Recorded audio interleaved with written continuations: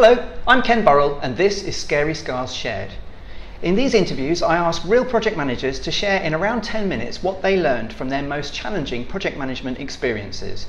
If you're new here, you might want to consider subscribing to the video channel or the podcast. Today I'm delighted to be joined by Ben Archer, who's going to share some of his experiences with us. Ben, I'd like you to start by introducing yourself and giving us a flavour of your background and how you got into project management. So I've been in retail all my working life, which is actually 21 years. That was across store and cluster management and also visual merchandising as well. So I was lucky enough to be the flagship VM manager, an area visual manager, and also brand visual manager for one of their brands as well. Mm-hmm. So varying kind of different roles across the retail side, so it gave me a very good grounding across the whole of retail. So I fell into project management through initially doing my visual roles, so two of the visual roles. One of them, so the area visual manager, the particular brand that I was working for at the time expanded. They took over another retailer that had gone into administration, and there was a tranche of 20 stores that we opened very quickly, and I did the first one. And then was deemed a bit of a specialist, and was literally overseeing and helped to oversee between the construction and visual, that kind of gateway between the two. And then one of my other roles, I moved across to flagship store in Oxford Circus, and that particular menswear brand had increased was going to increase its space by doubling, so it's going from 1 floor to 2 floors.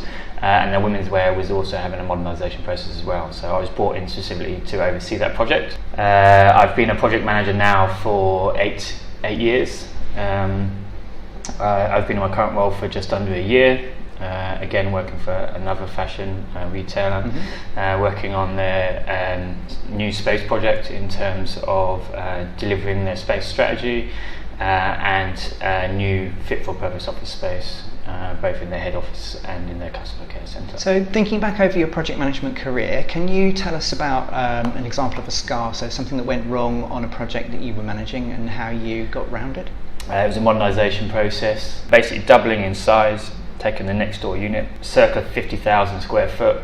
It was obviously a trading store, so it still needed to trade in the existing space, and then we married the new and the old. Right. The way it was designed by directors, they wanted to keep continuous trade.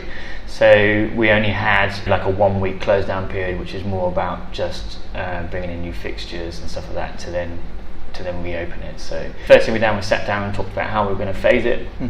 So we looked at it, and the most obvious way to do it was building the new space, and then you take it into 4 chunks of that, how you marry the old and the new and how you can maintain trading. So we as a project team were very comfortable in what that would be. We then sat down and went through with senior directors to get their buy-in and sign-off. Unfortunately, all they could see was about you lose X space means we will lose X sales. We need to do it in 6 chunks rather than 4 chunks. Right. And we still have to deliver it on the same time frame to the same cost. Right. So it was kind of, as we used to say in that company, a JFDI. Yes. So we worked through it. We got to a stage where yes, this is doable. Yes, it's going to be a challenge, and it's one of those ones where you need all your ducks in a row, and it kind of didn't leave much room, wiggle room, should we say? So yes. If there's any errors or anything's come up on site, we had no contingency in terms of time, and that kind of how it played out. I think for the first 2 to 3 phases, it was plain sailing as much as it gets. Everything was kind of going hunky-dory, but then cracks did start to appear, and as you would get in any construction works in terms of design coordination, on-site conditions, structural as well. So the 2 sites were never supposed to be one site, so cross-bracing had to be reviewed and webbing and all that sort of stuff, as we kind of usually do in terms of knock foods. Looking at it and sitting down with the team, we were probably about two weeks behind. Right. So as you would usually do, go back to request of additional time. Unfortunately, in terms of where it landed, it was in line with Thanksgiving and Black Friday, so it's a key trading period. So no, you get it open and see how acceleration of what just get it open. Yep. So, and we got it open, right? By hook or by crook, it was open. But the morning we were opening until six red cranes outside the front of in the shopping centre putting up the shop front, and then still had to clean it. Still then had to get the VM team or creative team, where they then saying, Ben, I need to get in the window, can I adjust the window? So we were literally still painting the store up until it was open. It was kind of that last close minute. to the wire. Yeah, absolutely. So we got there, right? So it was done. So from a director's perspective, well done, you've done a great job. But as always, it was just the sheer what it took out of me and everyone else to kind of get there. The pure resources, the amount from a operational perspective, we just had to flood it. Other stores were robbed of managers, area managers. Everyone just had to come in to get it done. All hands to the deck. And as always, out of adversity comes triumph, and it was like great that everyone pulled and worked together.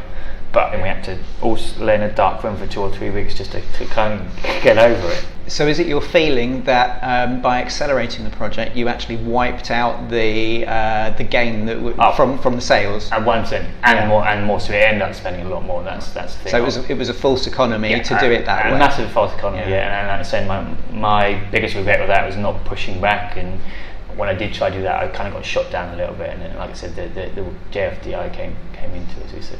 So thinking back over that experience, what would you recommend to other people that they should do to avoid getting themselves into a situation like that? Stakeholder management, do not be scared to push back on your directors and your senior management. I think that's very, very key.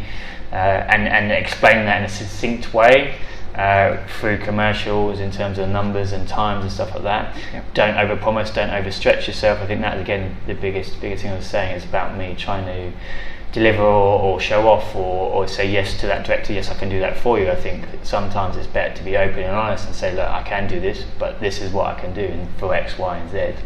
So don't overstretch yourself. The only one, the phasing, and that's the one thing I will take to my grave, is any phasing, you take as much physical space as you physically can, because the more you take, the less your cost, the less your resource, the less you double in one chunk. In one chunk, right? Yeah, take as much as you physically can. Make the area of a phase large. That's as big as you can give up. Yeah. So isn't it? Sometimes it'll be about this, about that. If you can give it up, because it will save you time, it will save you money. Because some of the work that you do is per phase, right? Exactly. Yeah. Exactly, per phase. So the more phases, the more work. Yeah, exactly. There's that side to it. We're also talking about low cost modernisation of an office at the minute as well. So we're looking at doing that in chunks, but also trying to say let's do it as big in chunks as possible to make sure we can do it in a most cost effective and efficient way. Ben, thanks for your time, your openness and your insights. So today we've heard from Ben about how he recovered from a challenging project management experience and what he learned from it. What can you learn from this? What will you do differently in your projects as a result of Ben's experience? Let me know in the comments. If you enjoyed this interview, let me know by leaving a comment or a like or both, or by sharing it with others on social media. If enough people think these interviews are worthwhile, I'll make more of them. If you want to share your scars in one, let me know. If you're new here, you might want to consider subscribing to the video channel or podcast. For other interviews on project management topics, take a look at my video channel. For articles on project management and PMO topics, visit my website, thepmoprofessionals.com, or to connect with me more personally, search LinkedIn for Ken Burrell, The PMO Professionals. In the meantime, until the next time, thanks for listening.